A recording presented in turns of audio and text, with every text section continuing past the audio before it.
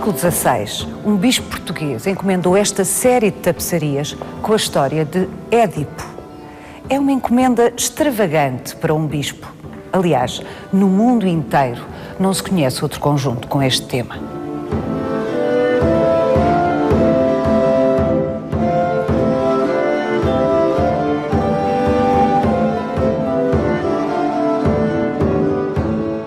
Magníficas. Estas tapeçarias contam-nos episódios terríveis que à primeira vista não conseguiríamos reconhecer. Vai querer saber mais? Venha connosco nesta visita guiada.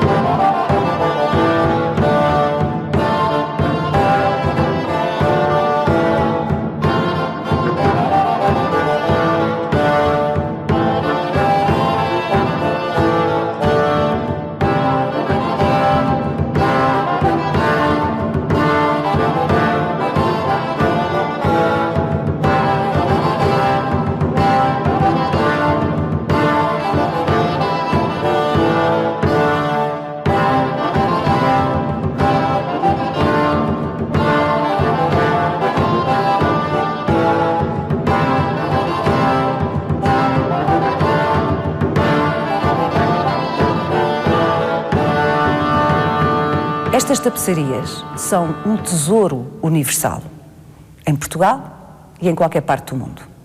São um tesouro pelo tema, que é um tema raríssimo. Penso que talvez seja o único conjunto conhecido atualmente com o tema da história de Édipo. Pela manufatura, são tapeçarias produzidas em Bruxelas no período mais áureo de produção de tapeçaria de Bruxelas, que são os anos 30 do século XVI. Pela qualidade da própria produção, pela policromia e pela riqueza enorme do modo de representação. É uma tapeçaria que podia ter sido produzida em Bruxelas, mas não ter sido produzida como uma arte sumptuária, que é aquela que nós temos aqui. E depois, é claro, pelo modo como atravessaram o tempo. Eu acho que isso faz hoje em dia dos objetos também a grande preciosidade dos objetos. Estas tapeçarias foram produzidas no primeiro terço do século XVI e hoje estamos a vê-las. Portanto, com esta qualidade extraordinária. É evidente que foram objeto de um restauro competentíssimo. Claro, elas foram encontradas em 1915, portanto num estado já bastante degradado, por Joaquim de Vasconcelos, que imediatamente percebeu que tinha aqui uma peça raríssima. E depois houve uma proposta importante para restauro, só que entretanto rebentou a Primeira Guerra Mundial e elas não puderam ser imediatamente restauradas. Tiveram de esperar até aos anos 50. Nos anos 50 faz um departamento especial para estas tapeçarias no Instituto José de Figueiredo e elas são então restauradas, e é também durante o restauro que se tem perfeitamente a noção da qualidade extraordinária das tapeçarias, porque são lã, fio de ouro e seda. Estas tapeçarias são produzidas em Bruxelas, na manufatura de Peter Van Alst, que é o grande produtor de tapeçarias. Só para ter uma noção, a manufatura de Bruxelas, Van Alst e Bernard Van Orle, eles vão produzir para Carlos V e para o Papa Leão X. Portanto, eles são os fornecedores do Papa e do Imperador. Portanto, o processo era, partia-se de um cartão, com uma pintura, de um desenho. Parte-se de um tema. Primeiro há um tema e depois desse tema há um pintor que vai representar esse tema, aquilo que nós chamamos o cartão. E a partir desse cartão, a tapeçaria, nesta altura, isso durante a primeira metade do século XVI, e depois claro que isto se desenvolve, ela vai tentar superar a pintura, ela vai tentar igualar a pintura, numa altura em que ainda não há pintura sobre tela e é impossível a pintura sobre madeira nestas dimensões, porque a tapeçaria tem também uma componente prática e uma componente ligada a uma ideia do luxo e do conforto. Prática porque era uma coisa que se transportava, e a nível de luxo e de conforto, hoje está frio e nós estamos aqui quentinhas porque temos aqui estas tapeçarias. Quase quentinhas. Quase quentinhas, não é bem assim.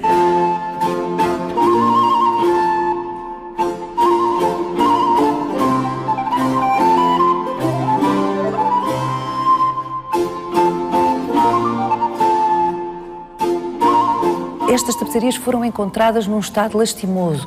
Como é que é possível terem sido tratadas assim, peças tão magníficas, terem sido abandonadas e maltratadas ao ponto de estarem quase irreconhecíveis quando foram... Sim, elas foram encontradas num estado lastimoso, mas há tapeçarias que ficam muito mais degradadas do que estas.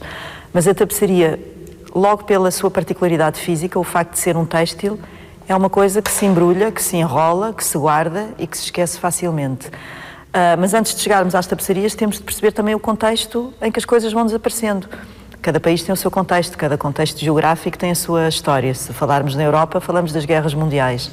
Se falarmos de Portugal, temos de pensar que há o terremoto de 1755, em que muito acervo de palácios, as grandes tapeçarias dos palácios desaparecem. Há 33 palácios de Lisboa que desaparecem com o terremoto. Temos, a seguir ao terremoto, temos outro momento muito importante, a extinção das ordens religiosas, em 1834, e, portanto, o recheio da maior parte dos edifícios religiosos, em grande parte, é disperso e temos depois de esperar por 1884 para termos o Museu de Arte Antiga, que vai acolher uma grande parte desse recheio, mas muita coisa terá desaparecido. Temos a implantação da República, portanto temos uma série Ainda tivemos os Filipes. Claro, e tivemos muito antes disso... muito antes disso tudo, muito antes disso, Filipes, obviamente, os Filipes entre 1550 e 1640, seguramente claro. também trataram de levar algumas coisas. Claro, portanto há uma série de contextos e é verdade que em alguns museus sabe-se que há tapeçarias que são encontradas em igrejas, em fundos de palácios e que eram utilizadas como cobertores para guardar coisas velhas que se puseram num sótão. O tempo vai passando e as coisas vão sendo esquecidas. Além de deixaram de ser uma moda. Exatamente, é que há sempre um período em que as coisas deixam de ser uma moda.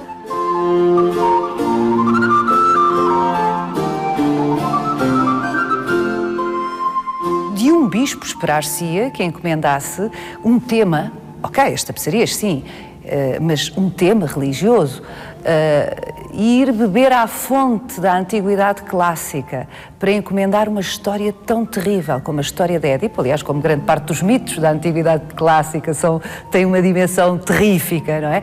E eu acho que para se perceber melhor a extravagância do bispo Lamego, caso tenha sido ele o encomendador, é vermos que história exatamente contam estas tapeçarias. Quero começar por nos descrever o que é que podemos olhar e ver aqui. Estas tapeçarias, que são tapeçarias do primeiro terço do século XVI, mas elas contam um dos mitos talvez mais antigos. Os mitos gregos são dificilmente datáveis no tempo. A história de Édipo nós conhecemos através de Sófocles, que é um escritor grego do século V a.C., mas ele vai recuperar fontes muito mais antigas, já desde Homero. Ou seja, portanto, não é excessivo dizer-se que a história de Édipo, que aqui é contada... Sim, é milenar.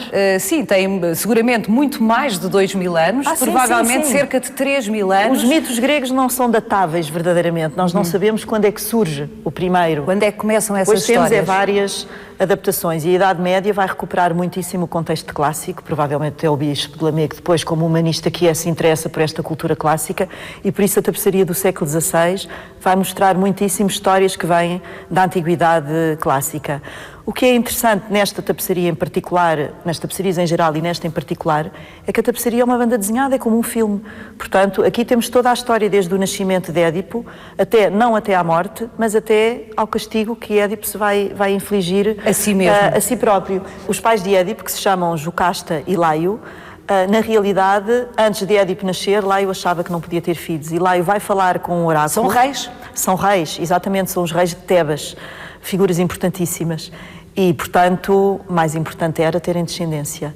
Laio vai falar com o oráculo para saber porque é que não tem filhos. O oráculo é o adivinho, e o oráculo o astrólogo. Neste caso, dirigia-se aos deuses. Aliás, vamos ver na tapeçaria que o oráculo está representado por uma pequena figura do deus Apolo. Ele vai falar com os deuses e os deuses dizem-lhe que ele se tem de considerar feliz por não ter filhos, porque o filho que ele tiver é a causa da sua morte, é quem o matará.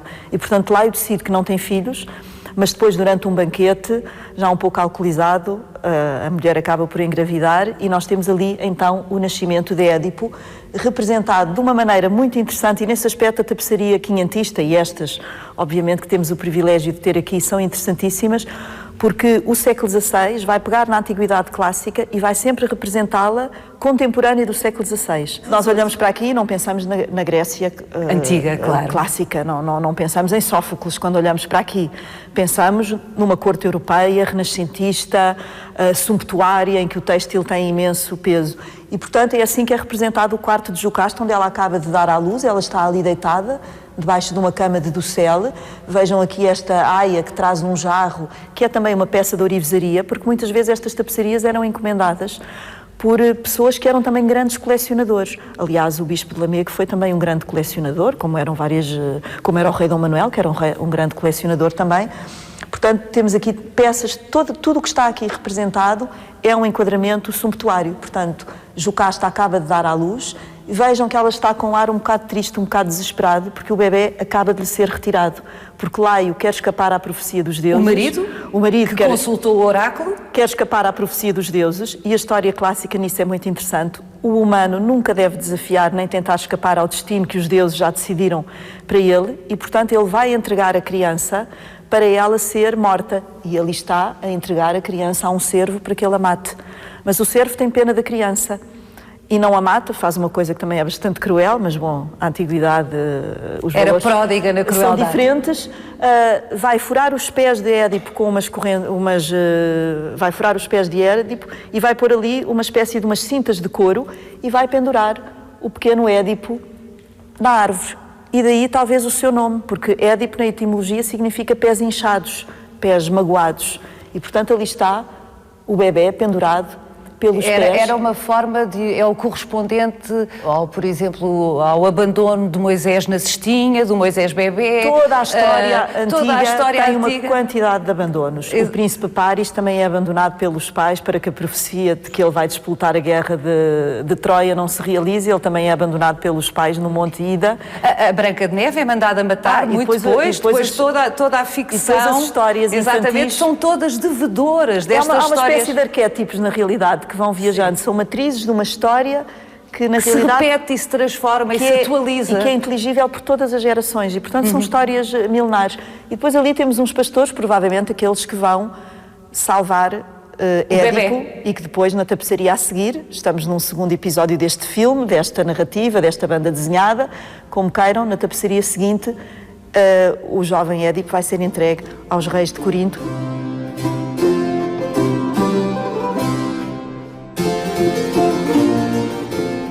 O príncipe Édipo, abandonado para ser morto, de facto acaba por ser adotado por outros reis. Portanto, Édipo chega à idade adulta sem saber que, na realidade, não é filho dos reis de Corinto. Portanto, ele é adotado pelos reis de Corinto. O rei Pólibo, aqui, rei de Corinto, vejam como tem um tecido que seria certamente um adamascado, um tecido, um veludo... bordado a ouro, se calhar? Ou bordado a ouro, ou tecido com fio de ouro, porque o veludo integra também muito o fio de ouro. O manto, cuidado aqui no manto da rainha, que é um manto muito interessante pelos drapeados. Algumas cores seriam, na origem, muito mais fortes. Porque é uma coisa que nos esquecemos na tapeçaria. Há pigmentos que duram mais. Por exemplo, nós notamos aqui uma presença muito forte do azul e do encarnado. Mas haveria certamente um tom verde que foi desaparecendo mais facilmente, um tom amarelo. Portanto, há cores que resistiram mais, há outras que resistiram menos. Mas uma característica destas tapeçarias da Flandres, e que vai ao encontro também da pintura na Flandres, é o gosto pelas representações da natureza. Por exemplo, a cercadura é um festão de flores e de frutos, que é quase uma pintura científica, é já uma observação muito realista da natureza. Isto é muito característico da pintura flamenga.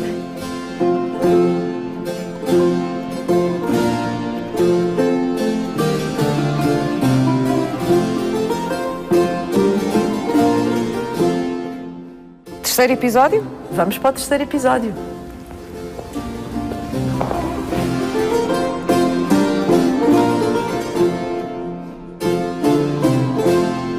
E aqui? E aqui a nossa narrativa continua e mora aqui com algumas questões. Se calhar faltam algumas páginas deste livro, que seria um livro feito em tapeçaria. Já falámos de filme, já falámos de banda desenhada. Todos os exemplos são bons, é uma narrativa.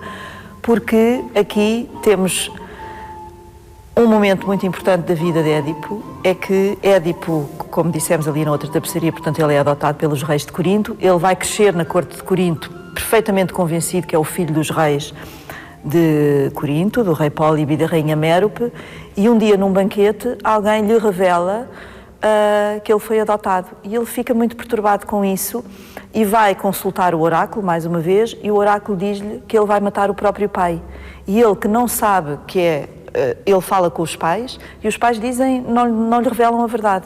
E como o oráculo diz que ele vai matar o próprio pai, ele sai de Corinto para, mais uma vez, escapar à profecia. Portanto, é quase uma segunda geração. Para ele o pai é o pai adotivo. Para ele o pai é o pai adotivo. E, portanto, a quem ele ama e não quer fazer mal. Exatamente, obviamente. E portanto ele sai de Corinto e ao sair de Corinto e iniciar uma viagem, ele pensa que se está a afastar do desígnio dos deuses e ele está a entrar verdadeiramente no coração daquilo que lhe foi vaticinado. Exatamente, ele está verdadeiramente a percorrer o trilho do seu destino, ao qual ele já não vai escapar. Ali temos a forma como Édipo concretizou o seu terrível destino. Começa a concretizar, exatamente. Ele sai de Corinto e no caminho para Tebas, ele vai até Tebas, ele encontra um grupo de viajantes também, com os quais ele tem um confronto, porque por uma questão de direito de passagem, e ele acaba por matar um desses homens. E justamente esse homem era Laio, o seu verdadeiro pai, o rei de Tebas. O pai biológico. O seu pai biológico, exatamente. Portanto, ali vê-se o confronto e Édipo que está a matar o rei. Depois temos aqui um episódio que é a chegada de Édipo a Tebas, supostamente, quando Édipo entra na cidade de Tebas, só que entre este episódio e aquele, nós temos outro episódio que vamos ver depois na tapeçaria a seguir, que é o confronto... Vamos até lá? Que é aquele episódio pequenino ali em cima. Se virem bem, está ali uma esfinge pequenina, portanto uma figura animal híbrida, com corpo de mulher, com asas. Era um animal aterrador, era um animal que estava a perturbar profundamente a cidade de Tebas, porque era um animal que, ou uma figura, nem sei se aquilo é um animal, porque no fim tem um corpo humano, feminino, mas era uma figura que aterrorizava a cidade, porque matava todos os homens válidos a quem ela questionava com um enigma. Perguntava a cada homem que passava o que é que primeiro tem 4 patas, depois 2 e depois 3, e que à medida que vai novamente passando de 2 para 3 vai se tornando mais fraco. E nenhum homem consegue responder e são sistematicamente eliminados. Até que Édipo confronta-se com a esfinge e ele diz imediatamente é o homem. Quando nasce gatinha, portanto anda com 4 patas, quando está na idade adulta e num pleno vigor anda com 2 pernas e quando envelhece precisa de uma terceira que é a bengala. E portanto ele passa no teste? Ele passa no teste, a esfinge morre e ela aparece ali em cima, morta, deitada, já morta, e ele então tem como prémio, digamos, o direito de entrar na cidade de Tebas e de casar com a rainha viúva, uma vez que o rei de Tebas tinha morrido. E aqui ele já pôs definitivamente o pé no seu terrível destino, porque ele primeiro não sabe que é o assassino do pai, do rei, e não sabe que a rainha de Tebas, Jocasta, é a sua mãe. E, portanto, mãe biológica, portanto ele casa ali, com a mãe. Exatamente, e vejam ali no cinto que ele está identificado Édipus, portanto o nosso Édipo, e a rainha Jocasta. E aqui as 2 figuras da corte que trazem a Édipo, que se torna então rei de Tebas. No fim ele vai ocupar o lugar do seu pai biológico, a coroa e o cetro, símbolos do poder.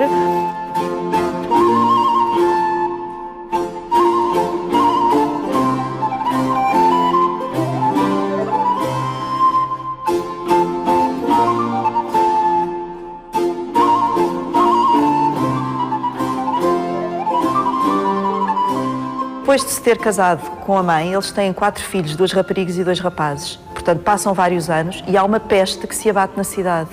E ninguém consegue resolver esse drama terrível que é a peste. E mais uma vez se vai consultar o oráculo e o oráculo diz que só aquele que conseguir vingar a morte do antigo rei de Tebas, de Laio, só vingando-se a morte de Laio é que se consegue eliminar a peste da cidade.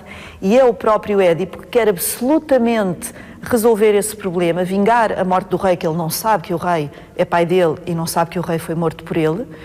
E, portanto, ele vai começar a fazer todo um percurso de pesquisa de quem? Dos assassinos do rei, que é na realidade o percurso da sua própria vida. Ele vai descobrir a sua própria identidade, ele vai descobrir a sua própria... Foi ele o assassino do próprio pai. Tanto que ele vai convocar uma série de pessoas que lhe vão dizer não procures, não procures, não queiras saber.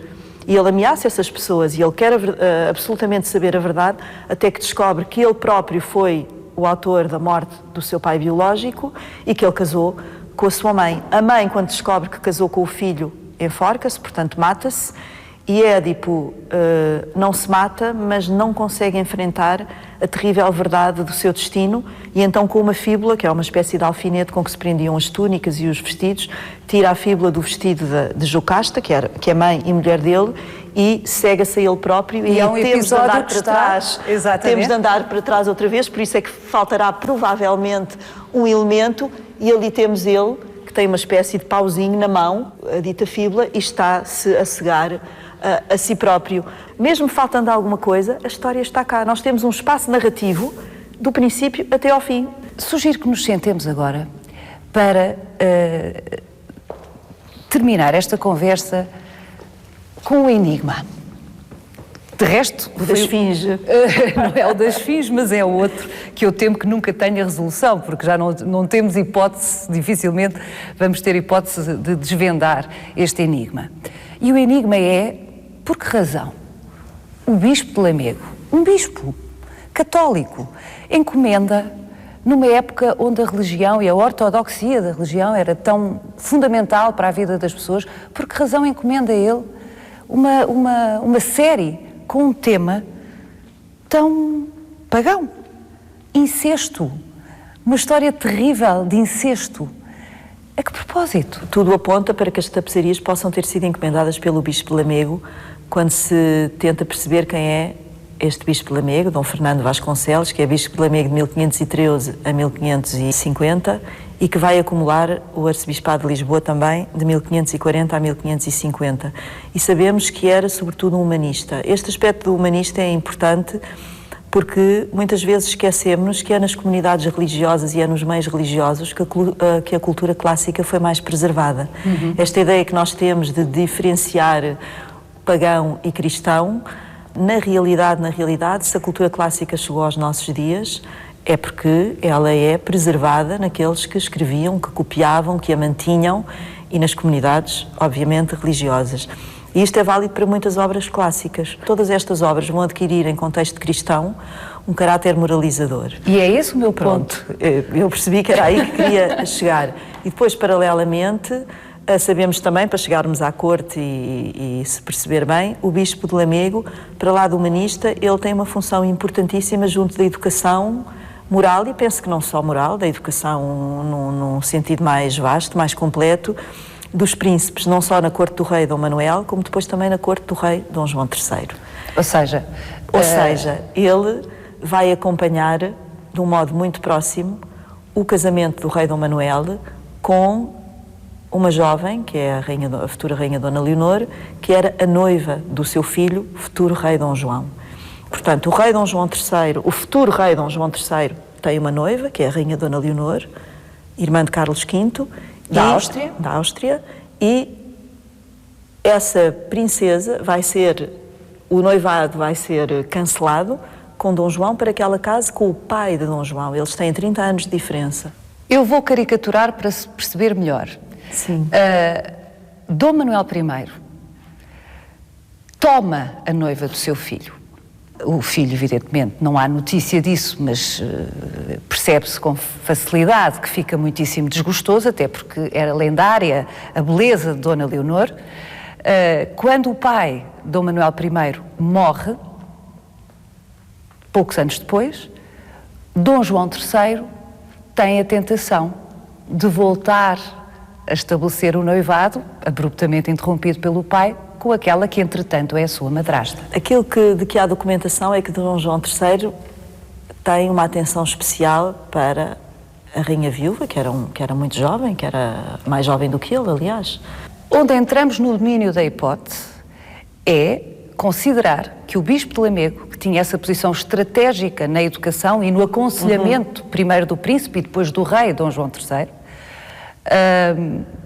terá mandado fazer esta série de tapeçarias com o intuito moralizador de dizer: não tenhas a tentação de casar ou de te envolver amorosamente com a tua madrasta.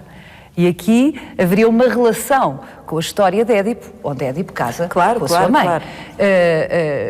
Não temos provas disto, Não temos provas mas que há uma nenhumas. coincidência temporal destes fatores todos. Digamos que há uma coincidência entre uma história da antiguidade e um contexto da história verídica. Do século XVI. E um contexto da história verídica.